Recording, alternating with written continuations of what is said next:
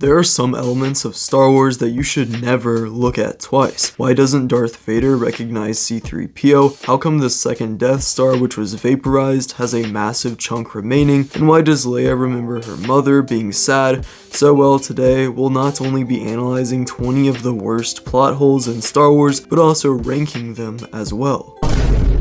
20. Zam didn't blow up Padme's ship in space. So how come Zam Wesell, the shape-shifting bounty hunter working with Jango Fett, didn't blow up Padme's ship in space on the way to Coruscant, which would have ensured her death and caused everyone inside to be thrown into the vacuum of space? Then again, it wouldn't have mattered anyway because they were in a separate ship, but still, you'd expect bounty hunters to be good at killing someone when that's their whole job. 19. Rey's skill. Even though Rey had the blood of Palpatine in her, it still doesn't make much sense that she was able to easily defeat Kylo Ren on a forest after no training with a lightsaber whatsoever.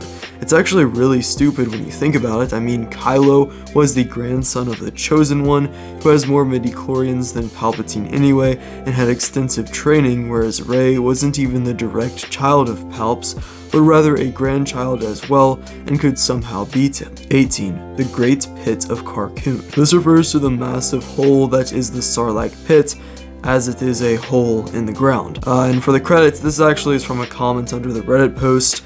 What's the biggest plot hole from each Star Wars movie? So I'm not gonna act like I came up with that. 17. Why was the Millennium Falcon left ready to go? Another entry from The Force Awakens, which refers to how Rey and Finn were able to just run into the Falcon and take off when you would expect Unkar Plutt on an uncivilized planet like Jakku to have it be locked off in some way or another, rather than just sitting there completely ready to go for any random slug to take for a ride.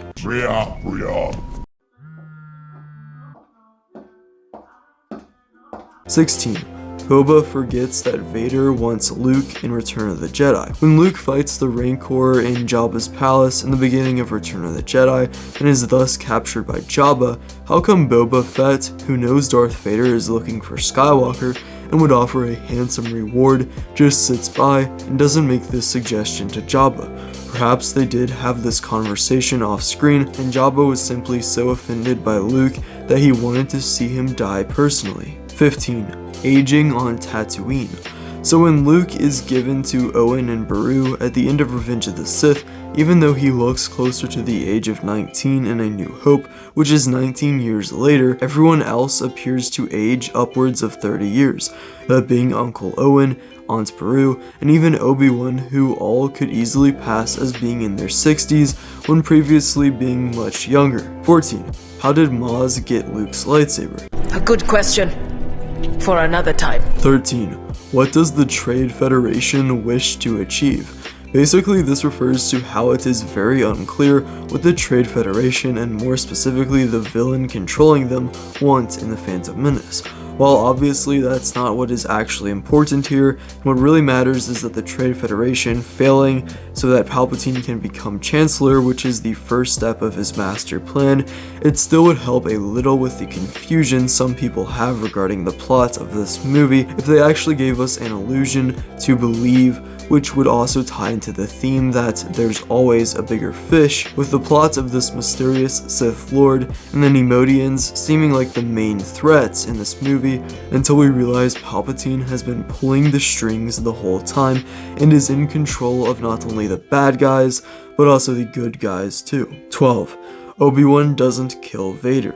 So in the Kenobi show, how come Obi-Wan, who purposefully set out to kill Vader, doesn't kill him after Vader admits he's fully evil and says he will do more terrible things? In Revenge of the Sith, Vader still had the appearance of Anakin, had traces of conflict, and was cut up and burning alive, so therefore Obi-Wan had immense guilt for finishing the job and assumed he was a dead man anyway. 11. The Jedi never questioned the clone army.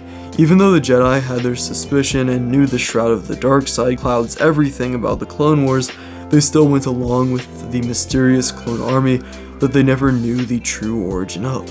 While a lot of this is circumstantial, as they needed an army at the outbreak of the Separatist crisis, the fact that the same people that were skeptical of an older child being trained as a Jedi are surprisingly lenient here. 10. Obi-Wan didn't recognize R2-D2, and also he says he doesn't remember owning a droid when he owned R4. So when Obi-Wan Kenobi says this, I don't seem to remember ever owning a droid. He not only would appear to not recognize R2, who in my headcanon makes a disappointed beep here, since Obi-Wan has seemingly forgotten him, but also even if there was a good reason for this, Obi-Wan still blatantly lies about not owning a droid when him and R4 worked together through Attack of the Clones into the Clone Wars, and then even at the start of Revenge of the Sith. 9.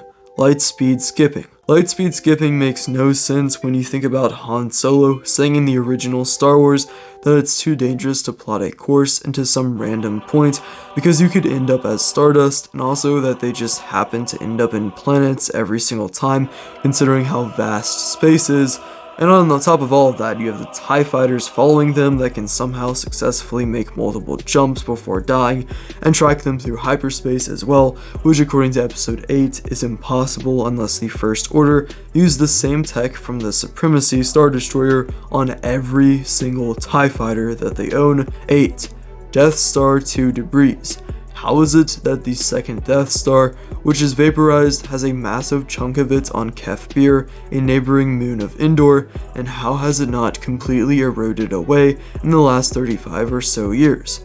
Also, why is there a dagger that just knows the exact place where the throne room is on a damaged Death Star? It just doesn't really make all that much sense. 7. Luke takes command of his squad on the trench run with no experience. At the end of the trench run, Luke takes control of his squad rather than Wedge or Big Newton here, which is a strange choice considering he has no experience as an X-Wing pilot or commanding officer, but then again I guess that's no different than flying what's the ship he flies? It's the Bullseye Womp Rats in my T-16 back home. Yeah, I forgot, honestly, but yeah, you know what I'm talking about. 6. Surviving lightsaber stabs. Even though Qui-Gon is stabbed through the gut on Naboo and dies soon after, Reva has the same fatal injury twice in her life and survives both times. 5. Darth Vader doesn't recognize C-3PO. Vader on Cloud City doesn't recognize C-3PO, who still has the same exact appearance and voice, and is with his son, who he knows has interacted with Obi-Wan. I believe this was addressed in the graphic novel Star Wars Tales No. 6. There definitely is a plot hole in the movie. And yes, as some inevitable comment will point out, I am aware that not all of these are technically plot holes, but if you really clicked on this video just to inform everyone that you're grammatically smarter than me, then please do yourself a favor and get a life. 4. Rey kills Palpatine. So how come in Rise of Skywalker, when the Emperor wants Rey to kill him so that he can transfer his life force to her, well, she does end up killing him in cold blood, but somehow he doesn't take over her body, which doesn't really add up. It's also funny how the way Luke defeated Palpatine in Return of the Jedi was by being a true Jedi and laying down his weapon, and then his father sacrificed his life for his son, but then in this movie, Rey beats Palpatine by being slightly more angry than he is, and then deflecting lightning into his own body. And before you say Obi-Wan did the same sort of thing in The Phantom Menace, Obi-Wan was punished for his anger by falling into the plasma pits, but then when he relied on his instincts and used his master's help through his lightsaber hilt lying above, he was able to outsmart his enemy and cut him down. Rey did rely on Force spirits, but then again, they had no reason to help her other than that she just so happened to be fighting Palpatine here. 3. Leia remembers her mother. This one used to bug me for a while, how Princess Leia tells her brother Luke that she remembers her mother and her being sad, which doesn't make much sense considering Padme died during childbirth, and while she does see her face for a second or two, it is scientifically impossible Leia would have retained this memory unless the Force was involved. 2. Leia ignores Chewie after Han's death. So basically, in the end of The Force Awakens, Leia goes to comfort Rey, who she has never met before in her life and doesn't know much about either, other than that she is the main character, and ignores Chewie, who is the lifelong best friend of Han, who she herself has known also ever since calling him a walking carpet. I guess Rey did interact with her son Ben, but how would she even know about that at that point? 1. Luke is hid with Anakin's brother. This one is extremely confusing, that Luke is in hiding with Uncle Owen and Aunt Beru on the same homestead on Tatooine that Anakin visited in 22 BVY, meaning he would know where they are. And while he believed his children to be dead along with Padme, it still doesn't seem out of character for Vader to have gone and killed the rest of his family to destroy what little is left of Anakin Skywalker. It is kind of interesting that technically speaking, Vader never actually knew what happened to Padme, and for all he knows, she could still be out there hidden aside from Palpatine's word here. But anyway, that's it for this video. You can subscribe if you want to. We do live streams every Friday night, so check those out. Also, check out the merch store for the summer because there's some cool stuff there. And yeah, I post normal videos every Friday at 5 p.m. Eastern Standard Time. Also shorts every single day. But yeah, see ya.